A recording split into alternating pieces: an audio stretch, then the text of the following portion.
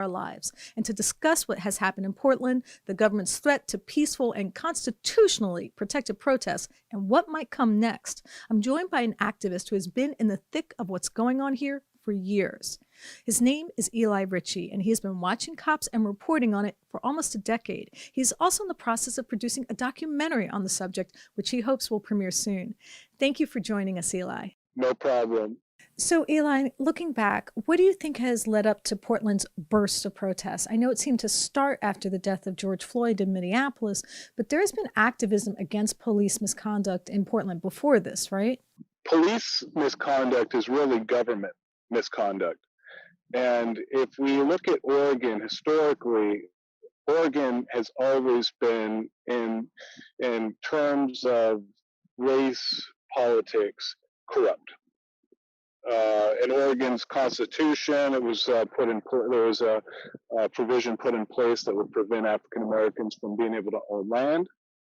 So from its very origins, there's been corruption in terms of equality.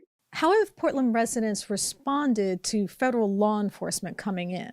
And as a resident, my opinion on it is that unfortunately, we're not going to see local political reform with the federal government here.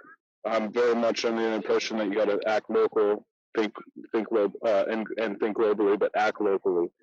And so the federal officers here are kind of creating a diversion from the actual politics that have led to these problems here today. When it comes to the riots, like Martin Luther King, I tend to agree that the destruction of property is a language in which these people speak. They used to own people. So property is much more important to them than our plight as people. So I'm glad to see the attention now being focused on reform. However, at the same time, it scares a lot of people. Now, public officials have said that these federal agents seem to be intentionally trying to incite violence. Have you seen any evidence of this? I don't know what else to say, except for first they came for the cop watchers. And because people weren't cop watchers, they didn't do anything. And now that they're coming for the real quote-unquote journalists, I'm sorry, I don't know what to say. I mean, I've exposed criminal informants working for ranking officials in PBB. Portland allowed a Nazi cop to retire, one that was in charge of the not only criminal intelligence division, but drug and vice at one point, who was responsible for approving the criminal informants, who turned out to be a bunch of white supremacists. Some could say, I'm responsible for the reason why the chief of police left the city of Portland. We're just now having this conversation. And it took another black man to die in the most toxic fashion. And it's just disgusting. Eli, how has the Portland Police Department responded to your activism or your community outreach? Have you experienced any retaliation or had any charges pressed against you? Arrested 20 times in 2 years. Beat them all except for 2. The chief of police, Daniel Outlaw, was successful at gaining a restraining order against me. It took 2.5 years for me to finally be able to have that seen in the appeals court and have it reversed. A 27-page opinion was written, and in fact was just used about a month ago to protect an activist in Little Rock, Arkansas. But unfortunately, the constant fear of having the police raid my home caused me to take certain measures that split my family, unfortunately. So for safety reasons, it has damaged. I had to make certain steps to protect myself, which has damaged my family.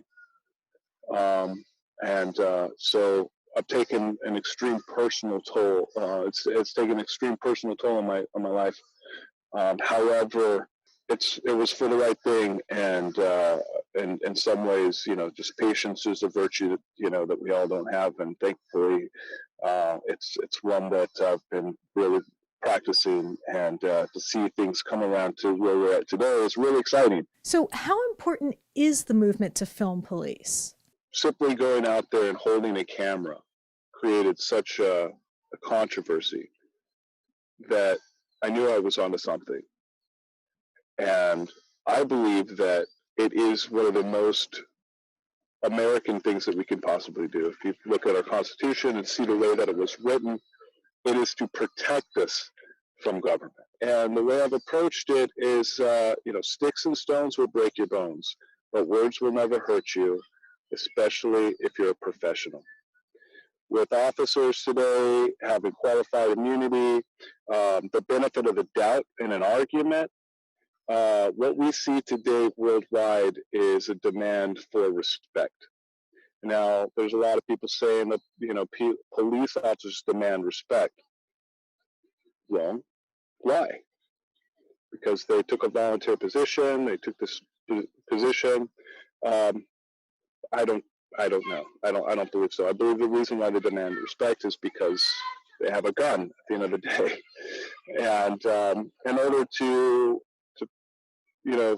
find some balance there, we need to put officers on an even level, and the way that we do that is through today's technology, film and audio, film and record them, put it out there so everyone could see. There's so many videos of officers violating policy. Reform shouldn't be a problem. We have to look at the reason why we have a police force. They were, from what I understand, they were put into existence to help break up unions. They would bust up unions, hunt down runaway slaves and Native Americans.